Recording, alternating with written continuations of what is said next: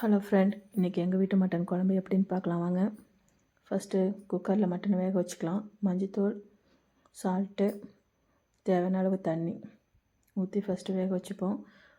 ஒரு 10 விசில் வச்சுக்கலாம். அப்போ தான் நல்லா மட்டன் வெந்து வரும். அதுக்கப்புறம் கடாயில் தேவையான அளவுக்கு ஆயில் ஊற்றிக்கலாம்.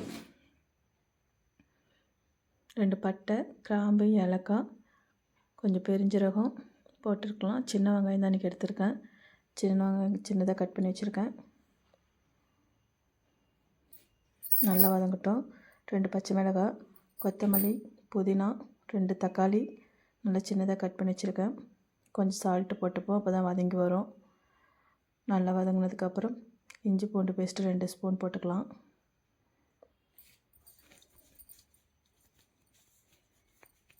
நல்லா வதங்கிடுச்சு. மஞ்சத்தூள், மட்டன் மசாலா, குழம்புத்தூள், இது வீட்டில் அரைச்சி வச்சுருக்கேன் குழம்புத்தூள், லைட்டாக காரத்துக்கு கொஞ்சம் தனியாத்தூள்,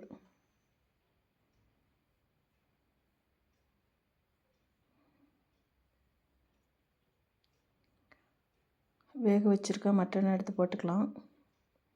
நல்லா வெந்துருச்சு. கொஞ்ச நேரம் கொதிச்சா போதும்.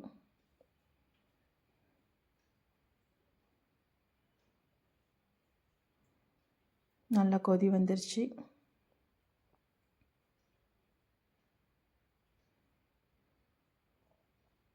இறக்க போகிறப்ப லைட்டாக கொத்தமல்லி போட்டுக்கலாம். வாங்க